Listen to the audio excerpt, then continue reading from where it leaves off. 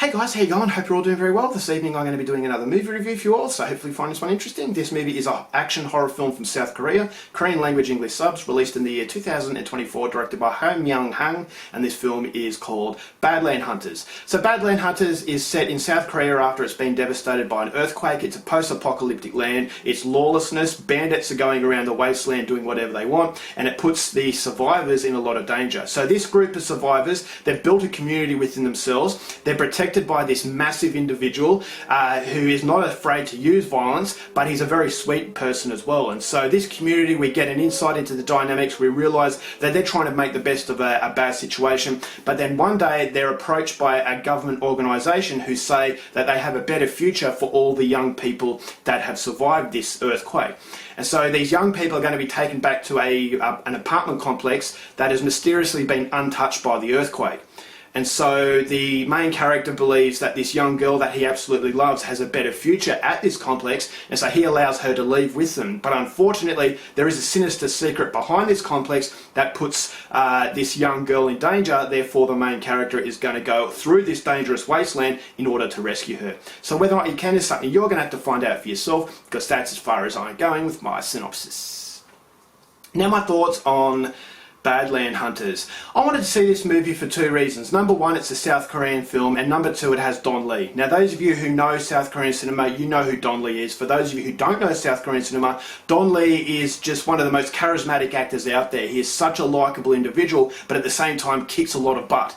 So if you like, Arnold Schwarzenegger from the 80s or Sylvester Stallone, those real standout individuals, Don Lee has that same sort of charisma about him. He has that same vibe where he's an absolute star. And so to see him in Badland Hunters, I thought I'd definitely have to check it out. That was the main reason to go and see this movie. I liked him in Train to Busan. I liked him in The Gangster, the Cop, the Devil. I liked him in The Outlaws and The Roundup.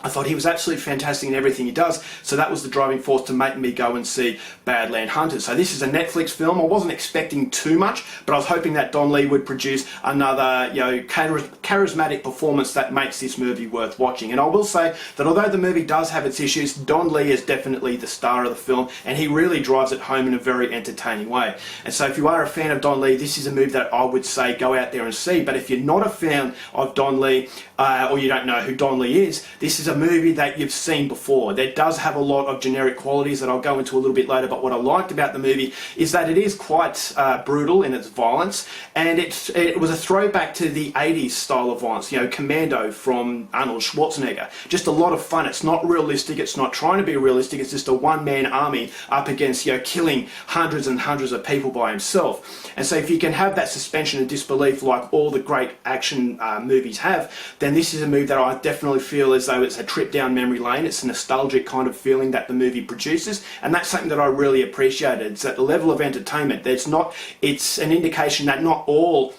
directors have lost that sense of fun in an action movie. It doesn't have to be serious. Action is about action, and the action is the driving force in this movie, and I definitely feel as though that's emphasised through the performance of Don Lee. So it's a post-apocalyptic type of film. I thought the secret behind the apartment complex was fairly cool. Although I have seen that sort of thing done before, I still thought as though it was a lot of fun in what I was watching. And so the choreography and the action set pieces was fantastic. There was some gore that I really liked, but I really liked the fact that Don Lee is just kicking serious butt. He's just hacking people to pieces with machetes, he's shooting people with shotguns, and so it's all the gory goodness that you want from a film like this, and that's definitely what it delivers. The supporting cast were all very good. I really like Don Lee's fatherly protection of this young girl, and so the level of threat was there. I didn't want to see her die because I liked Don Lee so much in this film that I wanted to see him rescue. I wanted to see him live happily ever after, and so it does have that level of threat. And you got a lot of cannon fodder, so a lot of death in this movie. There are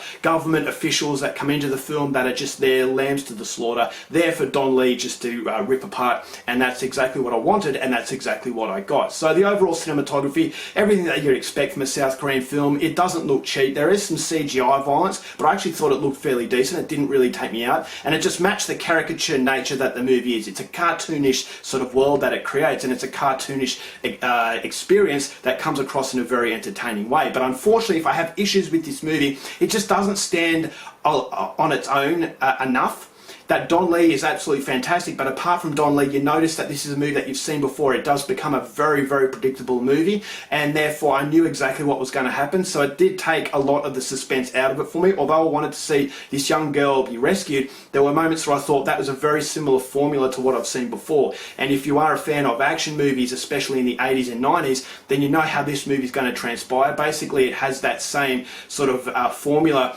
that just follows and doesn't really have enough surprises to make it a very creative and unique film. And so although it is entertaining, there is a level of predictability that really does get in the way of enjoying it as much as I really wanted to. I thought there was some set pieces of action that were absolutely fantastic, but after a while I started to feel as though this is going down a very similar path to what I've seen before.